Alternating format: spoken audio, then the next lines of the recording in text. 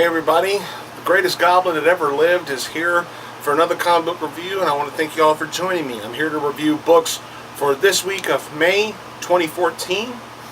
I apologize for being a bit late on this one yet again. Just came off a great weekend with my girlfriend. We also just got back from seeing X-Men Days of Future Past, and I'm hoping I get a chance to film a review for that movie. I know I missed the boat on reviewing Amazing Spider-Man 2, but at this point I feel like I'm already too late for Spider-Man 2, because what more can I say that hasn't already been said about it?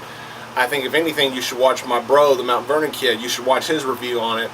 I basically feel pretty much the exact same way about it. Or you can check out Decompose's review.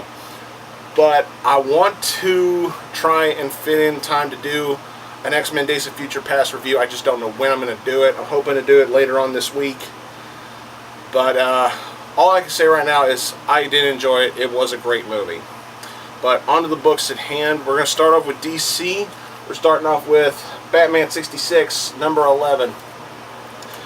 Now, Jeff Parker, look, Jeff Parker's writing is so good, it doesn't matter to me anymore who they get to do the artwork. Although I might want to take a little part of that back. It kind of does matter. As long as there is at least passable and decent artwork on there, then I can look past it. I can look past the nitpickiness of that and focus on the great writing. The writing in here was solid. Very well done. Bruce Wayne and Dick Grayson, along with Commissioner Gordon, Chief O'Hara, and Barbara Gordon, they're invited to a talent show at the Arkham Institute. And that's where the Joker and Catwoman, they use this talent show to make their escape from the Institute. But little do Bruce and Dick know that they had help, they had inside help, and who ended up helping them was no really big shock. It was Dr. Harley Quinn. Now, yeah, in this world, it's not Harley Quinzel, it's Harley Quinn. I'm all right with that. That actually sounds more of a believable name than Harleen Quinzel.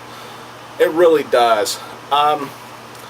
But you know, Joker and Catwoman are going around making everybody fall on their faces laughing. I mean, probably the most basic crime spree the Joker could ever commit.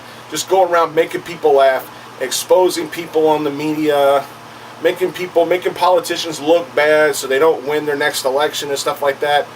Meanwhile, committing robberies with Catwoman. I mean, it is generically cliche, but it does work very well in terms of the storytelling, because they get a hold of, Joker manipulates some model citizens of Gotham, and they attack Batman, Robin, and Batgirl. And how they win the day was very, very nicely fitting, because Batman and Robin, they win the fight, but I think the ending of this issue is a good example of sometimes victory has a price. And somebody paid a heavy price to get a victory in this storyline. I'm not going to spoil who it was, or I'm not going to spoil how it was done. All I'm going to say is pick up this book and give it a read. I think it'd be worth your time. Oh boy, next up, Batman and Frankenstein, number 31. The hunt for Robin continues. Peter Tomasi does a decent job with the writing. We got Doug Mahnke on the interior artwork in here. Now that's a step up. Doug Mahnke's artwork in here really is really good. But the writing, this felt like such a short read, because really nothing that much happens. You know, Batman tracks down where Ra's al Ghul took Robin and Talia, and he runs into Frankenstein, and they go tracking Ra's al Ghul together into a very cliched kind of cliffhanger at the end, and that's pretty much it. This just felt average, with storytelling plot points that I've seen done to death a million times. I mean, this particular issue, look, if y'all loved it, that's great. But in reality, to be brutally honest, this issue didn't really do nothing for me. The best thing about it was the artwork. And that's it. Alright, moving on to Batwoman number 31. Oh man, this has been really good. This has been really good. Mark and Draco, Jeremy Juan, fantastic stuff. This was really nicely done. This really shows, you know, Kate's detective skills as well as her fighting prowess. I mean, she gets another round. She gets another round with the Wolf Spider. She really holds her own in here. Some clever plot twists that you would expect from a Batwoman comic book and everything. Nothing too disastrous, but you know, it's just all around good stuff. Kate and Maggie's personal life is kind of going in a little bit of a depressing manner, yet Kate is willing to do whatever she has to do to, you know, make sure her and Maggie's relationship remains strong. And what Kate does for Maggie in here was kind of touching, and I enjoyed it. This was a solid read. I'm not going to spoil anything. Fantastically done. It's not the best stuff from Batwoman, but, you know, just really good stuff. Mark and Draco does a great job with it. Fantastic. I loved it. Alright. Moving on to Harley Quinn, number 6. United States of Lunacy. God bless you, Amanda Connor and Jimmy Palmiani. Chad Harden does the interior artwork with these awesome covers by Amanda Connor. This is just pure fun. It's still just pure fun. If you're one of those comic book readers who wants all their stories serious and gripping and edgy and dark, you're SOL. Because I've been a comic book reader for over 25 years. There comes a time where you got to take a little bit of a break from the seriousness, from the darkness, from the grittiness, from the realism, and just focus on having pure, amusing fun with a comic book. And that's Harley Quinn's series for you. This issue was great. Not the best storytelling I've ever seen, but I have to thank everybody who works on this series for just reminding me, sometimes you gotta loosen up, lay back, relax, and enjoy the ride, because it's fun. It's one of those rides that you have fun while you're riding it, and when the ride's over, you can't wait to ride again. This is really good stuff. Moving on to Independent, we're going to Dynamite with Green Hornet number 12. Where do I begin with this? Green Hornet's world is starting to crash down on him. Now, what I mean by that is that he's starting to see where this super criminal lifestyle that he's trying to develop, he's starting to see how sick it's starting to get, and it's taking a toll on his mind.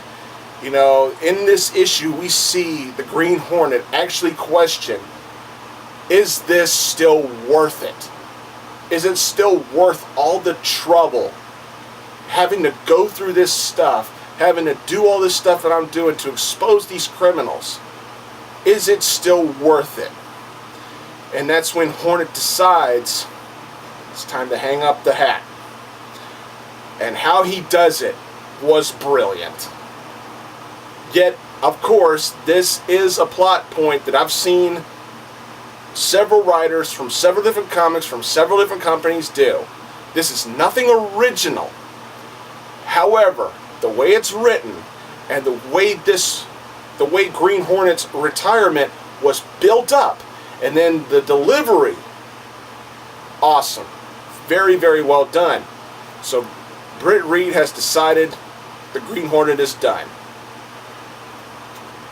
Or is he? We got one more to go, folks. The next issue will be the series finale of Mark Waid's run on Green Hornet. I'm going to be really sad to see it go.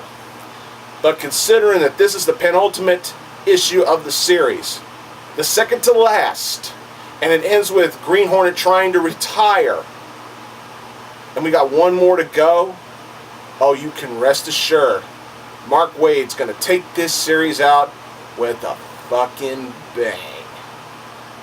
Bet on it. This was good. was really good. Dark stuff in here, folks, especially with the crooked cop. But however, it was brilliantly written, very well executed, very well planned out and drawn out and everything. It's not perfect, but I was sold. This was great. The next issue is going to be the last, and I will miss it. This was really good. Moving on to Marvel, we're starting off Marvel with all new X Factor number 8. Woo! Self has no time for this. Peter David. Oh my God. Just when I was thinking that maybe when you unfortunately had your stroke, you may have lost a little bit of your magic that you had with this particular franchise, then I read this issue. Oh boy. This was good. This was really good. This is one of those issues of X Factor that Peter David will take and really draw out the emotional part of the storytelling. Really good. The little girl that X Factor went there to help, we thought, okay, she may have killed Cypher at the end of the last issue, but no, she didn't. But I'm not going to spoil what she did to him or how they helped him. This was good. This was really good. And once again, another one of those X-Men related stories where you have a human parent with a mutant child, and the human parent who's also a mutant hater. It's another one of those storylines is where, what do you love more? Do you love your child more, or do you love your crusade against mutants more? This was a good example of that very dilemma. Fantastically written. Really good. This is by far not some of Peter David's best stuff, but out of this particular run of X Factor, this was one of the stronger issues. Fantastically done. Really good stuff. I love the stuff. I still love the stuff from Warlock and Danger. Just really good. Just solid storytelling. Moving on to The Amazing Spider-Man number 2. Dan Slott, Humberto Ramos. Isn't it funny that Amazing Spider-Man issue number 2 happens to have Spidey versus Electro on the cover? Gee, I wonder why. I wonder why Electro's the main villain of this issue.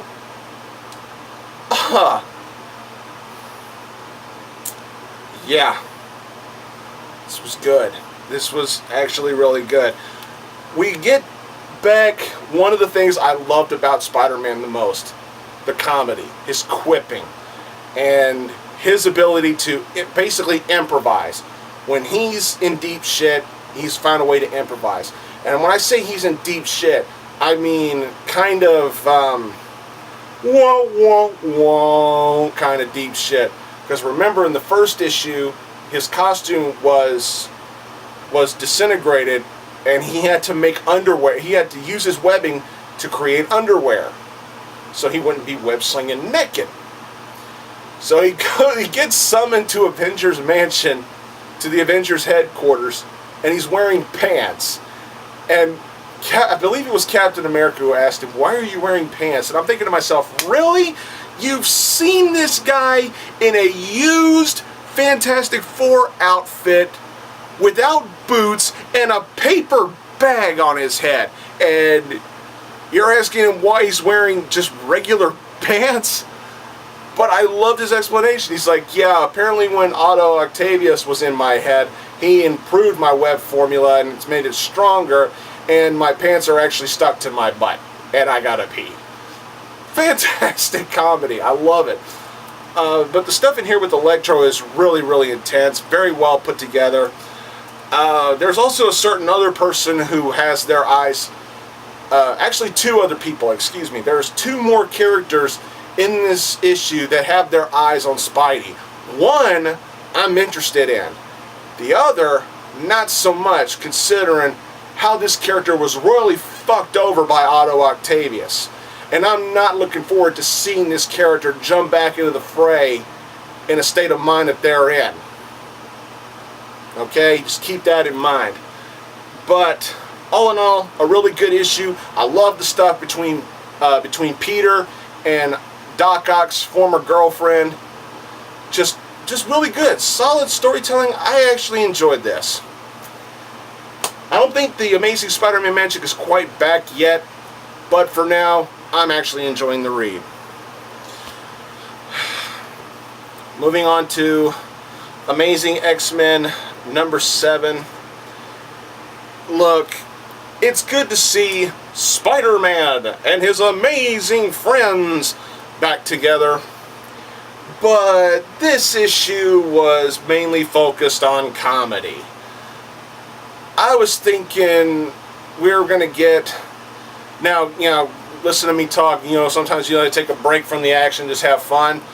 This issue was trying to be fun. I just wasn't laughing. Don't get me wrong, storytelling for the most part was okay. It was okay.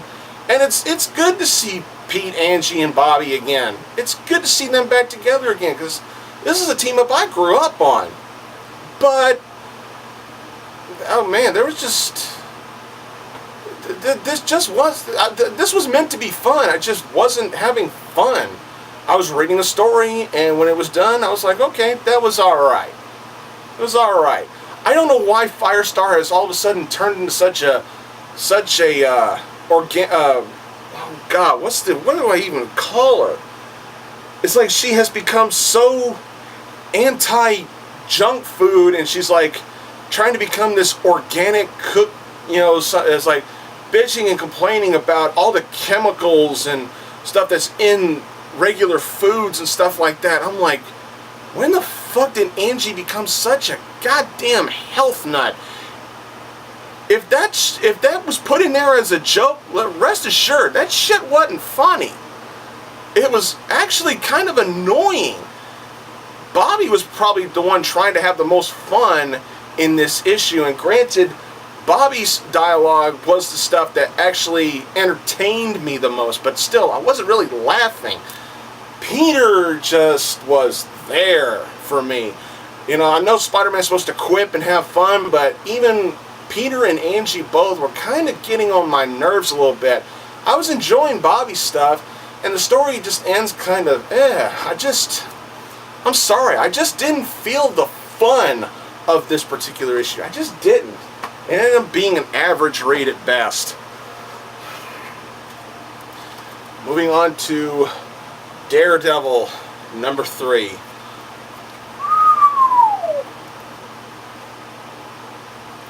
Mark Waid. Just damn. Damn. Just damn. This was really good. This was really good. Oh man. The Shroud makes a confession to Matt saying, hey, this wasn't meant to be an ambush. I had to make it look like that so I could talk to you and stuff like that. Trying to get back at the Owl for reasons.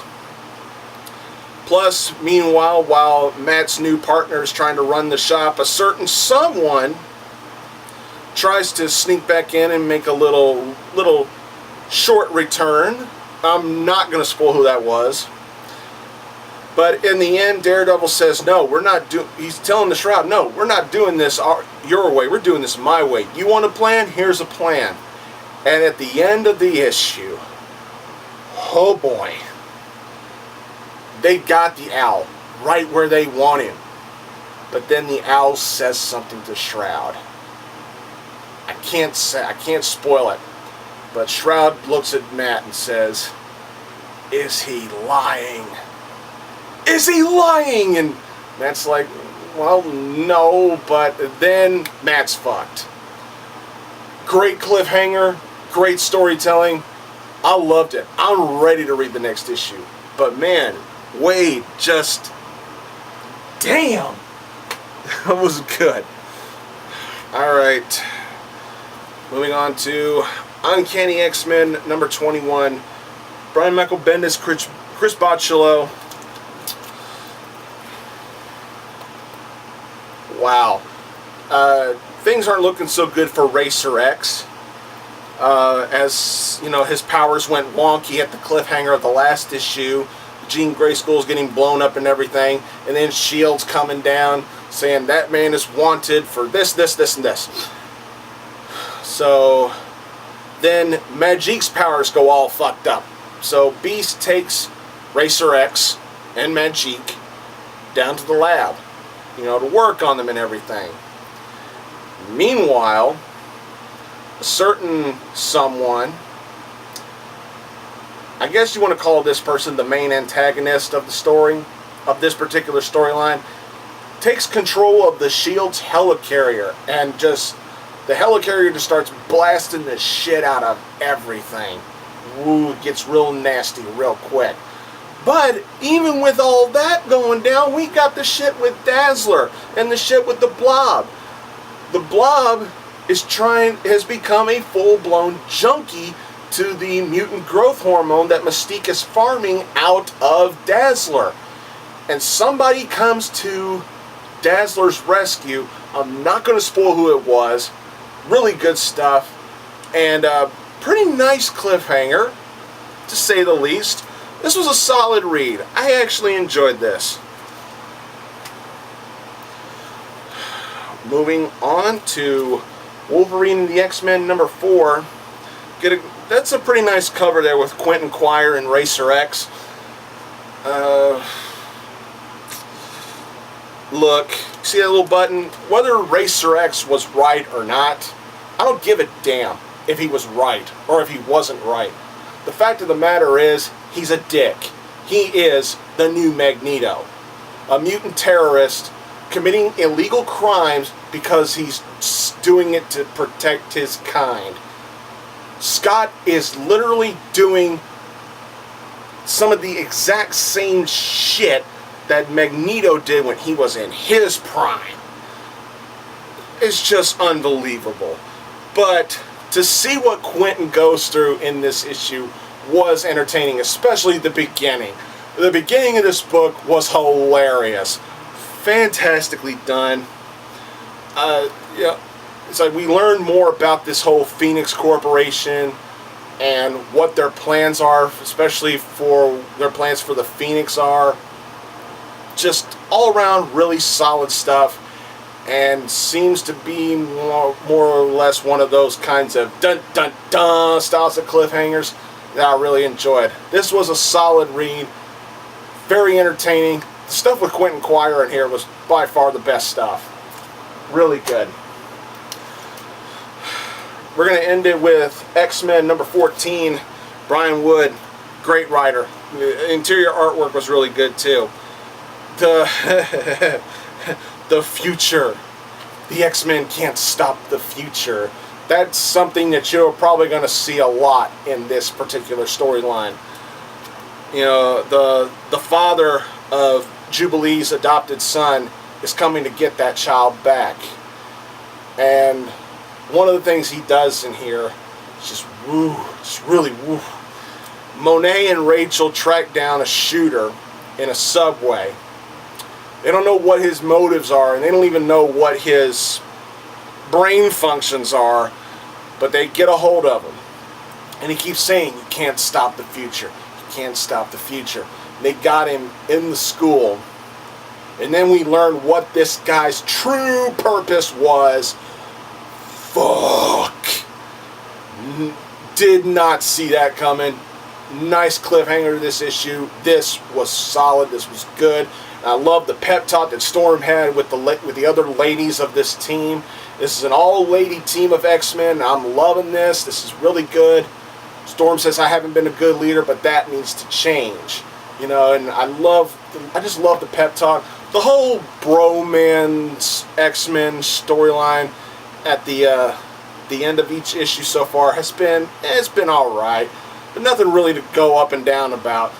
But the main story in here had a damn good cliffhanger, and it saved this from being just okay. This was actually pretty good.